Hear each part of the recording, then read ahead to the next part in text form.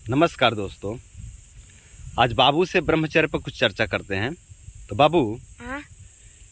ये बताओ कि ब्रह्मचर्य में और पढ़ाई लिखाई में दोनों में से सबसे ज़्यादा महत्वपूर्ण कौन सा है? दोनों। दोनों ही महत्वपूर्ण हैं। हाँ। फिर भी सबसे ज़्यादा महत्वपूर्ण कौन सा है? ब्रह्मचर्य। ब्रह्मचर्य सबसे ज़्यादा महत्वपूर्ण है। हाँ। कैसे? अब ये नहीं रहेगा, दिमाग में नहीं रहेगा, शरीर नहीं रहेगा तो पढ़ लिख कर क्या करेंगे? अखिए नहीं रहेगा, दिमाग में नहीं रहेगा, शरीर नहीं रहेगा तो पढ़ लिख के क्या करेंगे, है ना? हाँ।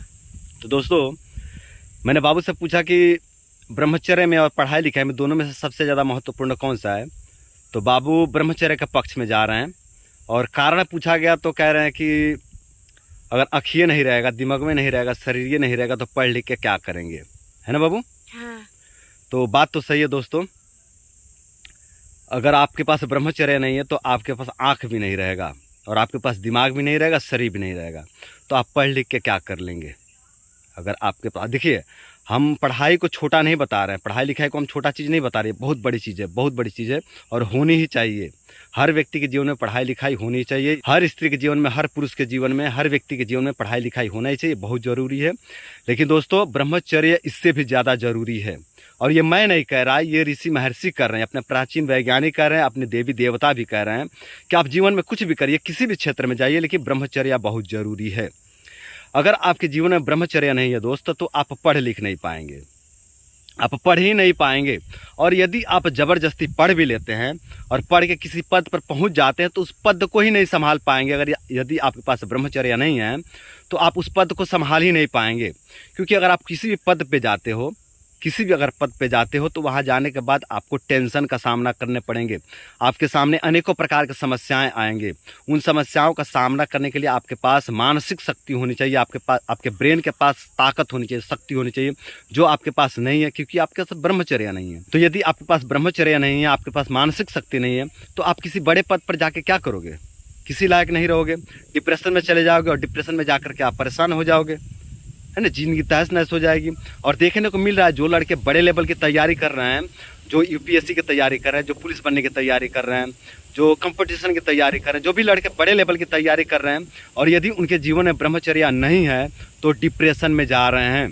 इस तरह के मैं बहुत सारे केस देखा, बहुत से केस देख रहा हूँ कि वो लड़के बड़े लेवल की तैयारी कर रहे हैं और ब्रह्मचर्य खंडित कर रहे हैं, और ब्रह्मचर्य खंडित करने के कारण अब वो डिप्रेशन में आ चुके हैं। उनके पास इतनी शक्ति नहीं है कि अब वो पढ़ाई कर पाएँ, आगे की तैयारी कर पाएँ, इतनी ज़्यादा उनकी मानसिक शक्ति क्षीण हो गई है।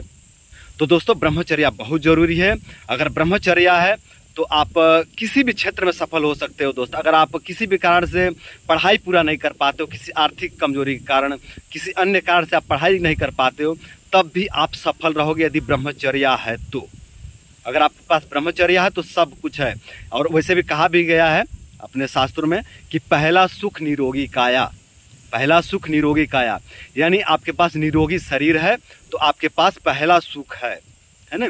आपके पास दुनिया का सबसे बड़ा सुख, दुनिया का सबसे पहला सुख आपके पास है यदि आपके पास ब्रह्मचर्य है तो, आपके पास शरीर है तो ब्रह्मचर्य नहीं रहेगा तो शरीर नहीं रहेगा, और शरीर नहीं रहेगा तो आपके पास पहला सुख नहीं रहेगा। दुनिया का सबसे बड़ा सुख जो कहा गया है, दुनिया का सबसे पहला सुख जो कहा गया, वही सुख आपके पास नहीं रहेगा यदि ब्रह्मचर्य नहीं रहेगा तो मेरे दोस्तों, मैं ब्रह्मचर्य को बहुत बड़ा और पढ़ाई को बहुत छोटा नहीं बतला रहा हूँ, मैं दोनों को ही महत्वपूर्ण बता रहा हूँ।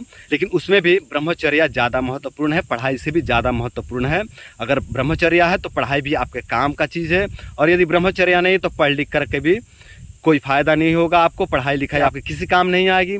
और यदि आप ब्रह्मचर्य में नहीं हो तो ये आपकी पढ़ाई लिखाई ही आपके लिए घातक सिद्ध हो सकती है। और देखने को मिल ही रहा है कि लड़के बड़े लेवल की तैयारी कर रहे हैं और ब्रह्मचर्य बार बार खंडित कर रहे हैं, जिसके कारण वो डिप्रेशन में आ गए हैं, पूरी तरह से उनकी मानसिक शक्ति क्षीण हो चुकी है और अब उनके ट्रीटमेंट चल रहे हैं। और स्थिति इतनी भयावह हो चुकी है कि घर से निकलने में डर लगता है। बहुत से लड़के मेरे संपर्क में हैं जिनको घर से निकलने में डर लग रहा है, घर में रहते हैं, बड़े लेवल की तैयारी करते। एक समय था जब बड़े लेवल की तैयारी करते थे और शान से चलते थे, लेकिन आज स्थिति ऐसी हो गई है, गलतियों के कारण स्थिति ऐसी हो गई है कि अब घर में बैठे रहते हैं, डर लगता है, सोशल फोबिया हो गया है, समाज में नहीं जा सकते, बाजार में नहीं जा सकते, भीड़ भाड़ में नहीं जा सकते, डर लगता है भीड़ भाड़ में जाने से, फोबिया हो गया है।